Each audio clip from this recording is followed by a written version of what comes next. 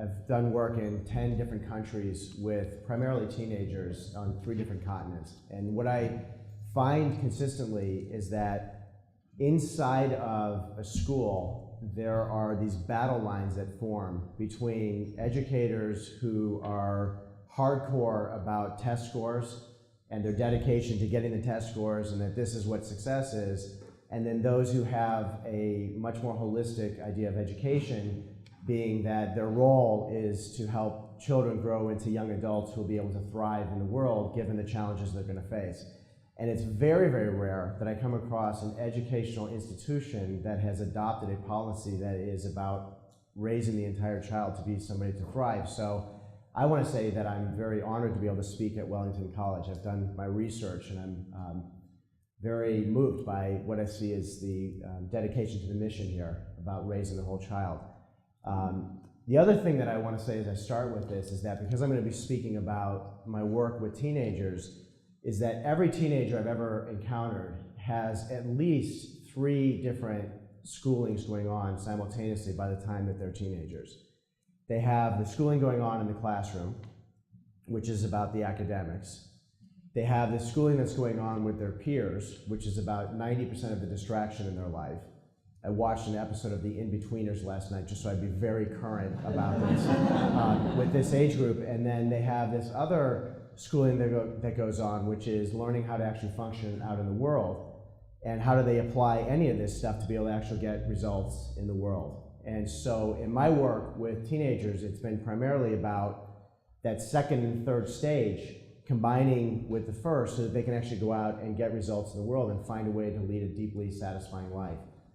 And the comment that I'm going to start with this is to say that there is, in my experience, and this is now with thousands of teenagers around the globe, one significant piece of essential learning that they're not getting. And it's not relevant at 9 years old. It's highly relevant to the point of make or break at about 16 years old. And I'm going to go through an example of this, sort of talking through how we do this through HeroPath to make this make sense. And the price for them not getting this one piece is immense.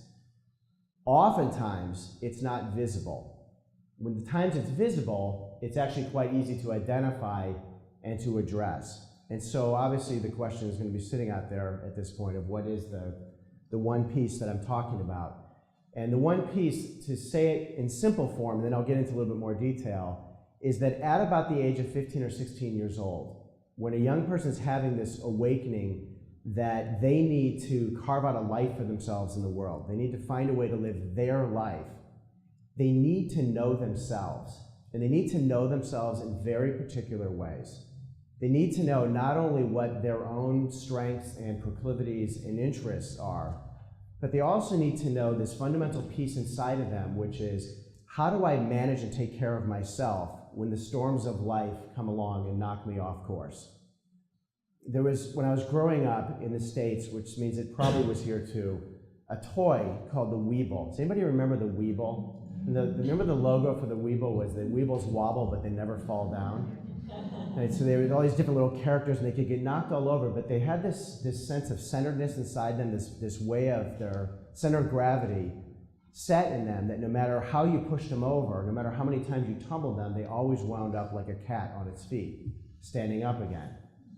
And with that quality, a young person is able to go out and will thrive no matter what the challenges are in the world. Without it, they end up endlessly being reactive to the forces of the world that are at play upon them. And the forces that are at play are immense, as we all know, especially in this world. I picked this example because this is Amy, and Amy could have been a student here at Wellington. I met Amy when she was 16, 15, just turning 16. She got perfect scores in school, straight A's. Charming girl, was involved in all sorts of extracurricular activities. And Amy was, in many ways, the rewarding product of and the victim of great success and charm that comes with doing everything right in the system.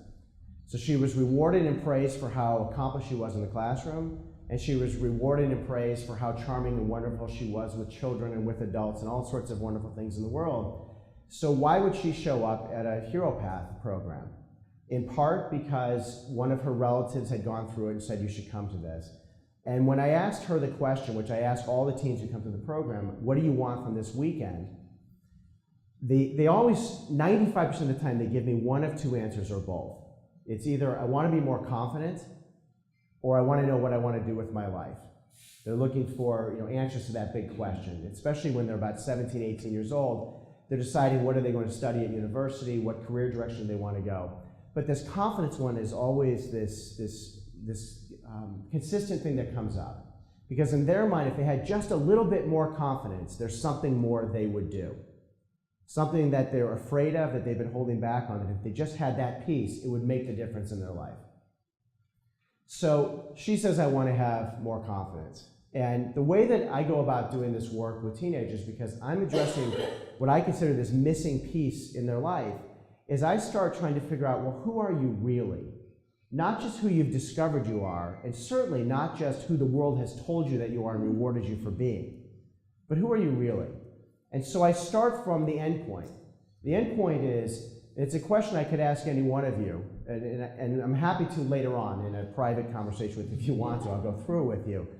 But every young person I've ever met has these experiences in their life where they'll say afterwards, that was awesome. I really felt like I was being myself. Do you know what I'm talking about with this? When I was with that group of people, or when I was up on the stage singing and performing that day, I really felt free to be myself. And this was an interesting idea. Because if in that moment they felt free to be themselves, then who are they being the other 98% of their lives? So I began exploring this kind of question and discovered through a lot of study and working with some brilliant people around this stuff, which includes some of the neuroscience around this and about how the human brain works, that this embodiment of what it is to be themselves is a full embodiment. It's actually what goes on in their bodies when they're able to relax their muscles in a particular way and assume a certain posture and breathe in a certain way. It's that weeble that finds its center of gravity. And it's also this whole thinking process that goes on, their belief systems that change. And so this thing that happens with Amy as she goes through this weekend is she discovers that as much as she thought she knew herself, she doesn't really know herself.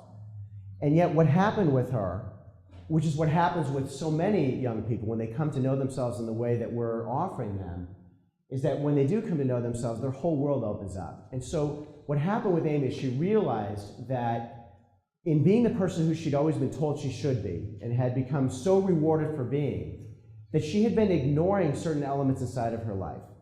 So there were certain interests that she had which didn't quite fit the criteria to get into a top university, so they were set aside.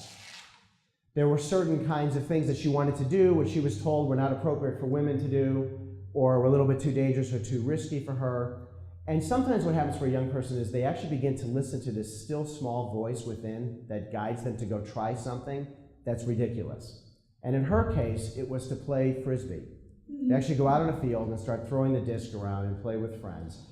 And she'd always been fascinated by this, had fun with it as a child, not knowing that when she joined her team at school, which for her, in any other circumstance, was a real step out of her comfort zone, but when she was free to be herself in this way, it actually was relatively easy. Next thing she knew, she had a coach coming to her saying, you're really good, you should try out for the regional team. And then another coach who said you should try out for the next team. And within 18 months, Amy was playing for the British national team, competing in a tournament in various places around Europe. And the thing is, it's interesting, we actually have a video of her talking about this, is that when she came to the program, she never said, what I want is to become a Frisbee player, play for my national team and wear the British colors and go out and travel through Europe doing this stuff. She said, I just want confidence, and really what I want is to be able to be myself. But this is an example of this girl who, as I said, could be a Wellington student because on the outside she's doing everything right. She's on track to go to university, but the thing is, she's not really fully living her life. And that's the part that is, to me, so, maybe it's melodramatic to say tragic, but it's because in some cases it is tragic. It's the piece that I think that we're significantly missing. So it's so easy for outsiders to point fingers at our school system, whether here in the UK or in my homeland of the United States, specifically the state of California, which gets endlessly criticized for its education system. It's so easy to point fingers at and say it's failing. But I don't think that what's happening is that we're failing. I think it's that we're coming up short. I think it's that these critical places along the way where young people need pieces added in that would make all the difference in terms of how far they're going to go with their lives is where we're not meeting that need for them.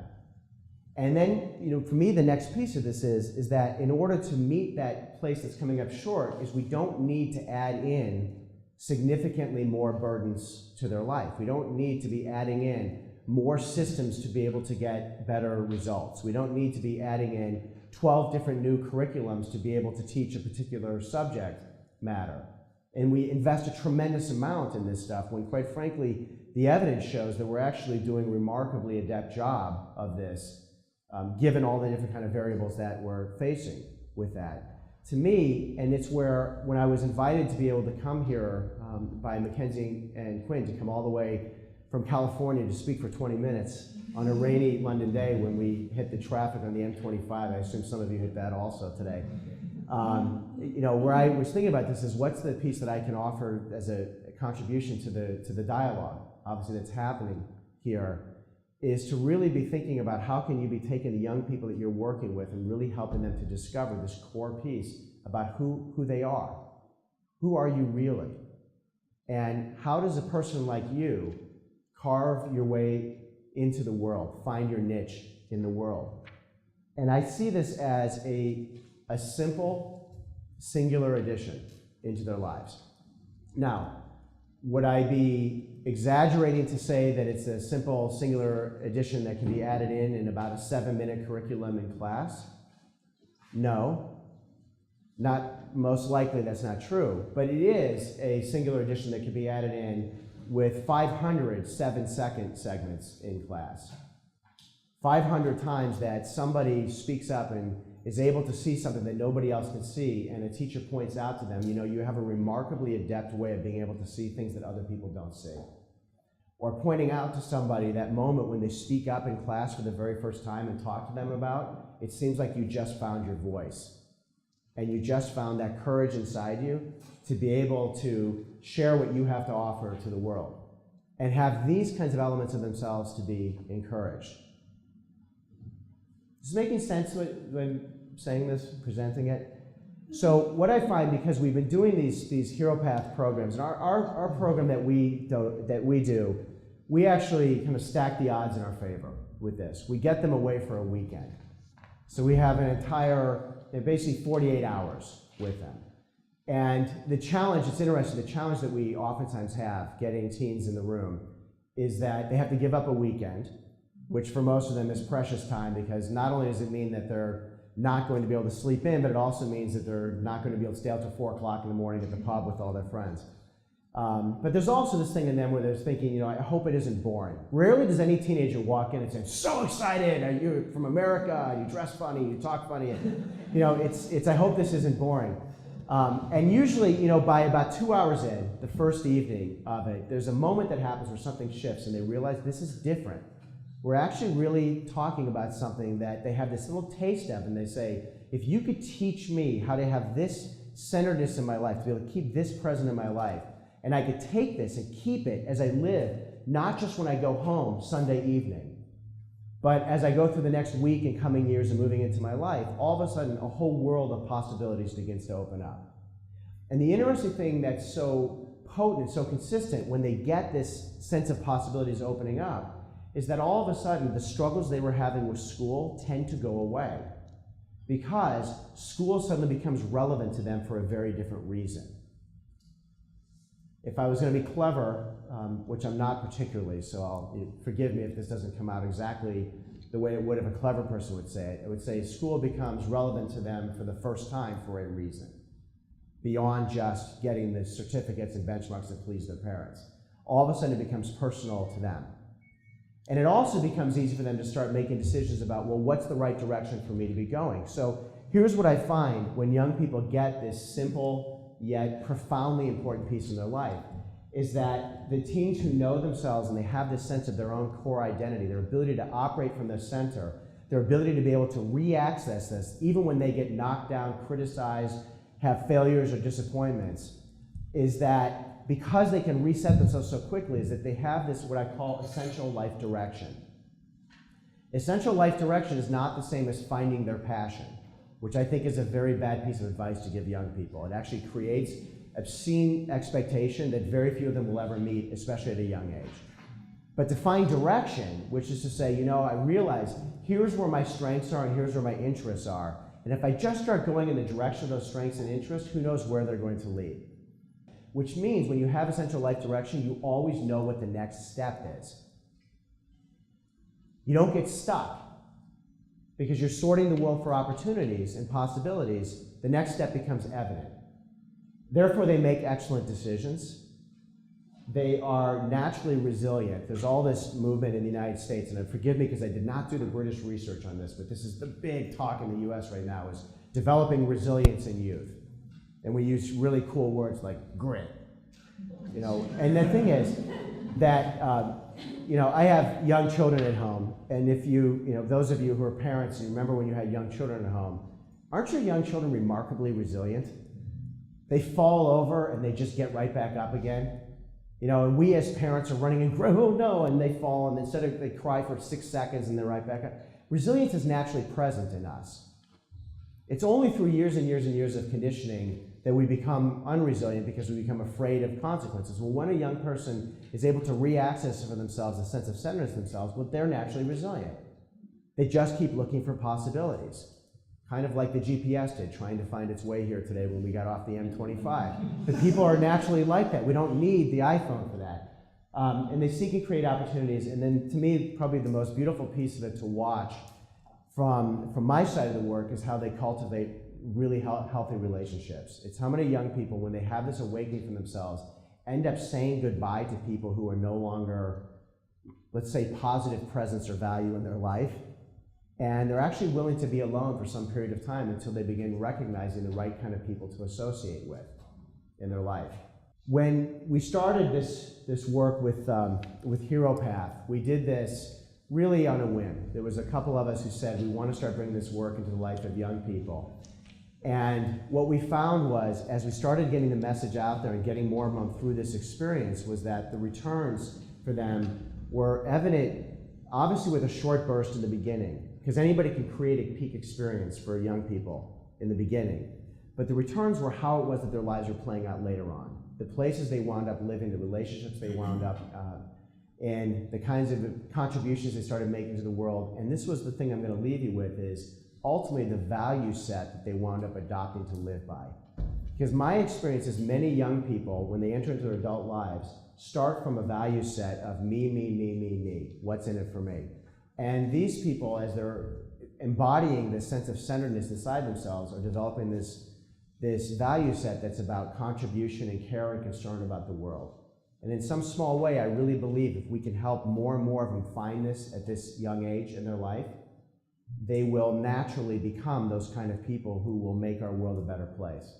So I'll leave you on this thought. I was on the plane coming in, I watched this little documentary film of the band Coldplay. It was a 1-hour film that they did of one of their concerts, their recent tour. And there's moments in there where the members of the rock band are speaking and doing some voiceover stuff. And one of them says at the end of it, he says, I wonder if 30 years from now we'll look back on this tour and say, was this when we finally found our music, when we really got into our groove? And he says, every time I go out and I play, he says, I realize that people are coming to this more than anything because they love the chemistry between us as musicians. It's not that any one of us is a virtuoso or the prima donna or the world's greatest. It's the chemistry we have when we're together that makes us so compelling and makes us so interesting to people. The thought that I had as he was saying this was that it's rare that we meet a group of people who have that chemistry together, but we know what it's like when we're with them. It's even rarer to find an individual who has that chemistry. So my hope is that we can change that. Thank you.